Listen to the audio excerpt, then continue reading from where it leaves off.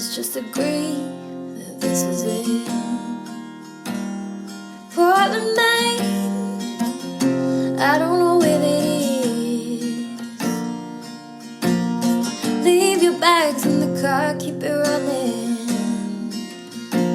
I won't pretend that I want these things. But Portland, Maine, I don't know where that is.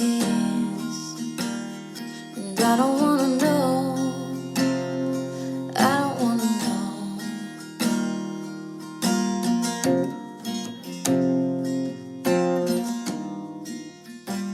You're probably listening to this in the morning. I hope you're drinking coffee. My name is Rick Alexander. This is my show, Morning Coffee, on the Lionheart Radio channel. You know, we do long-form interviews. We used to do one every week, and then I don't know, I backed off it a little bit as I've really been working on my new book and working on the morning coffee. But just know, if you guys are into long form stuff, we'll continue to roll it out. It'll be labeled not as morning coffee, and it'll be longer, and it will have a guest. So that's kind of the deal. But most of the days a week, it's morning coffee, 10 minutes or less. We'll talk about a concept typically centered around personal development, and then ask you questions so you can explore that same topic within your own life. And so today what I wanted to do is I wanted to talk about a little bit of a self-awareness conundrum. So here's the idea. What humans have the ability to do, of course, is to look back at themselves, right? That's what self-awareness is. That's what makes us sentient. That's what separates us from all of the other animals in the animal kingdom. Dogs don't have this ability to perform metacognition, essentially. They don't have the ability to look at their own thoughts and then to assess them and then to judge themselves. Now, what I wanted to do is I wanted to talk about why it can be a little bit of a curse and why you have to be careful. One of the things I've talked about before is that the human being goes in and out as much as the universe goes up and out. Now, I can't back up that claim, but I can also tell you that in terms of the universe and in terms of you, we've never gotten to the end. There's so much, everyone's sort of in this idea right now, it's like everyone's sort of working on artificial intelligence. But if you talk to a lot of neuroscientists and brain researchers, what they're coming to the conclusion of is we don't even know ourselves yet. Our brains have the capacity to do things that we have no idea about. And we're just sort of learning the functionality of all those things. Up until the last few decades, we didn't even use breathing to change our state, our physiological state. But now that's something that we know we can do, and we don't know where the limits of that lies. And this is really exciting for me because I'm team human and I'm always interested in the way that our cognition works and how we can sort of leverage what we know about ourselves in order to improve the quality of our lives. Now, when that sort of fails is when you get stuck in these cycles of metacognition.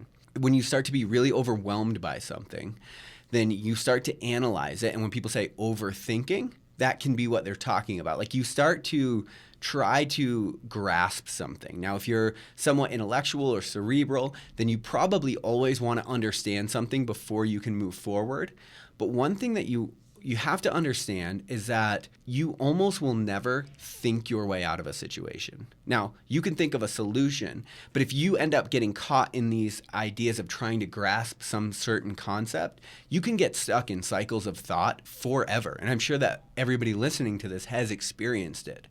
One of the reasons that I believe in journaling so much is because it gives your thoughts an off-ramp.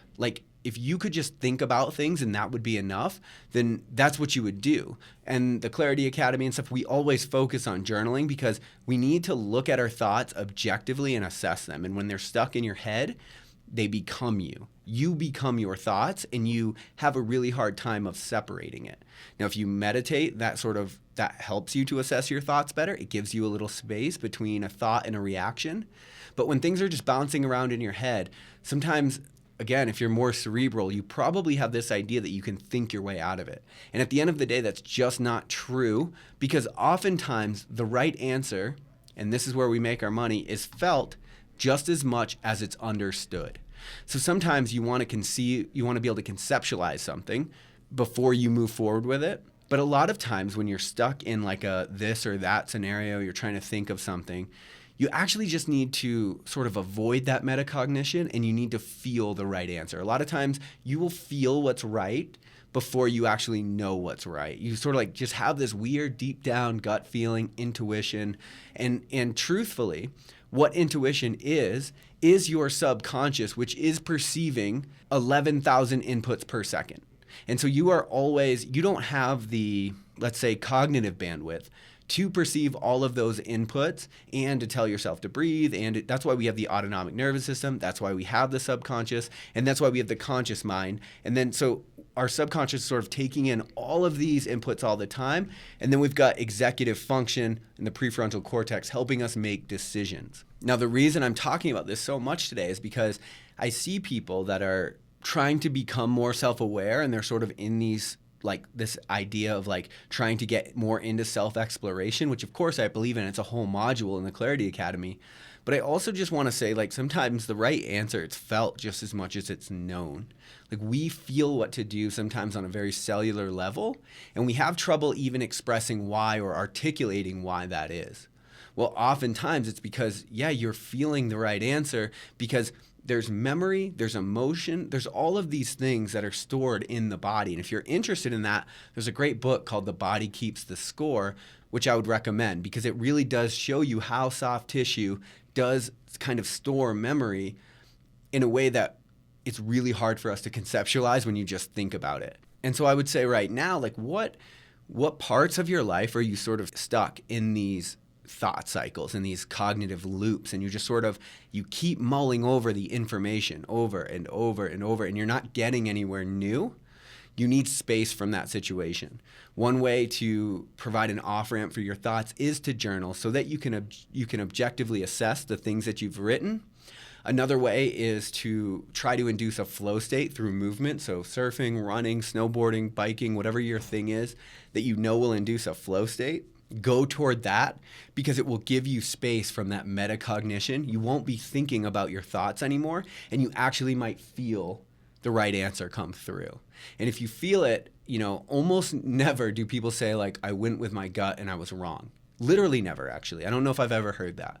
Maybe it's happened in these really freak things. Don't email me about it. I don't really care. For the most part, though, it's something that all humans have the ability to do. And it's because things are happening, there's processes happening within our physiology that we have no idea about, that we don't understand at all.